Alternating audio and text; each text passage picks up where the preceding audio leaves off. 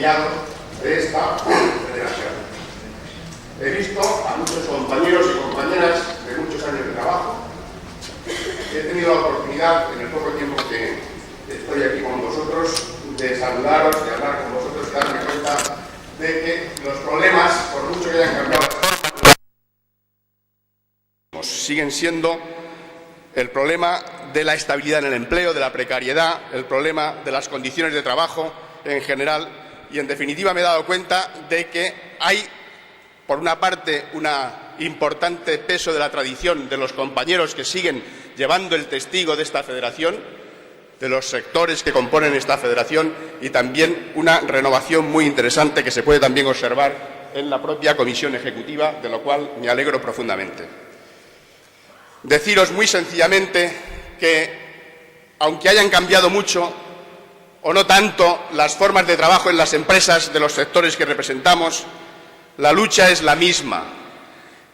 Y además, cuando uno tira la vista a tantos años atrás, cuando uno empezaba allá por la hostelería de Baleares en los años 70, aquí hay compañeros que lo saben bien, ¿qué es lo que había que hacer? Pues lo que había que hacer era irse a la puerta de las empresas, en este caso los hoteles, a contactar con los trabajadores, con sus problemas. Problemas que eran, como siempre, en un sector como los nuestros, en unos sectores como los nuestros de servicios, de las irregularidades, de la falta de cumplimiento hasta de las más elementales normas. En aquellos casos, incluso, me acuerdo perfectamente de las normas del franquismo, que aunque fuera la dictadura tenía normas laborales, pero que ya no se respetaban.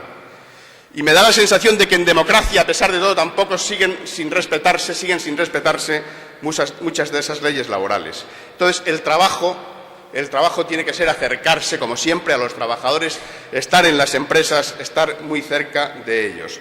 Y volver a los orígenes en ese sentido, porque me parece que también puede estar dándose un salto atrás en cuanto a que, en la medida en que están en nuestros sectores entrando a trabajar, lo cual no es para lamentarlo, sino todo lo contrario, muchos trabajadores inmigrantes, pero en la medida en que, y ha habido aquí un trabajo importantísimo de la Unión General de Trabajadores de normalizar, de regularizar a esos trabajadores, pero a pesar de eso siguen habiendo las situaciones que comprendéis, en la medida en que eso sucede, las condiciones de trabajo vuelven a situaciones que parecía que teníamos de alguna forma superadas, a jornadas extenuantes, a la ausencia de descansos, a los salarios donde las horas extras naturalmente ni existen, y a las condiciones de trabajo absolutamente degradadas y degradantes. Y yo creo que, por tanto, hay que recordarnos y pasar el testigo a los jóvenes en ese sentido de los métodos de trabajo que nos daban buen resultado y nos seguían dando buen resultado en aquellos momentos.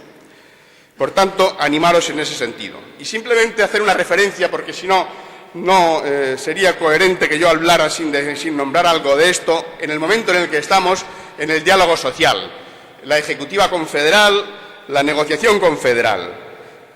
Estamos en un momento, como dice Cándido, importante, un momento decisivo, en el que es necesario que alguien haga que los empresarios adquieran algo del sentido de la realidad, porque han perdido absolutamente el sentido de la realidad cuando pretenden seguir hablando de que el problema de nuestro país, del empleo en nuestro país, de la productividad en nuestro país, del modelo productivo en nuestro país, son los costes laborales. Es absolutamente falso, está contrastado por la realidad. Nosotros hemos hecho esfuerzos en ocasiones anteriores para decir, vamos a ver si es que de verdad es un problema de alguna manera atemperar esos costes si se apuesta decididamente por el empleo indefinido.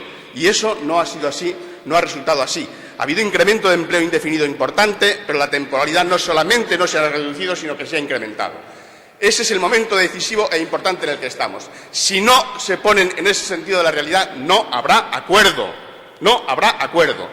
Y entonces el futuro, pues no lo sabemos nadie, estará muy abierto. El Gobierno, naturalmente, tendrá que gobernar, tiene un programa, habrá que pedirle que lo cumpla, pero desde luego todo eso ya se sabe, que la mejor legislación o las mejores medidas de gobierno, si no son con consenso social, con diálogo social, efectivamente no van a ser lo mismo de eficaces o incluso pueden ser negativas o peyorativas.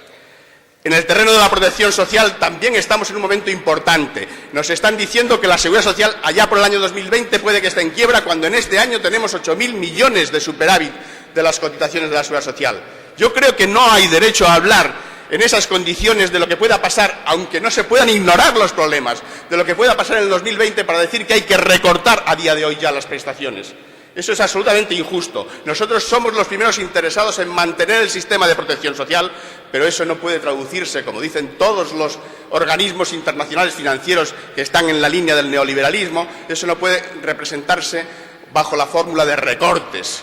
Y muchas veces los gobernantes, sean del signo que sean, también se intoxican de eso. Nosotros queremos mantener la seguridad social, pero queremos también mejorarla porque tenemos derecho. Y hay lagunas, agujeros de protección social impresionantes. ¿Qué os voy a contar a vosotros que conocéis por los sectores en los que estáis trabajando sindicalmente? ¿Cuál es la realidad de la temporalidad, que tiene además efectos inmediatos perniciosos sobre las carreras de cotización y, por tanto, sobre las prestaciones? Tenemos que mejorar y tenemos que establecer una ley de dependencia que se haga cargo de la atención a esa situación absolutamente insoportable y que cae sobre las familias de una manera injusta.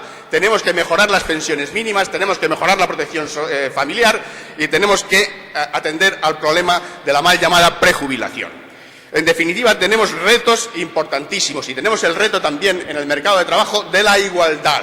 La igualdad que en una federación como la nuestra tendría que ser más desigual que otras, en el sentido de que aquí, en los sectores que organizamos, hay más mujeres que hombres y resulta que sus condiciones de trabajo, que sus oportunidades de empleo están por debajo de las de los hombres, que sus tasas de desempleo, etcétera, están por encima de las de los hombres.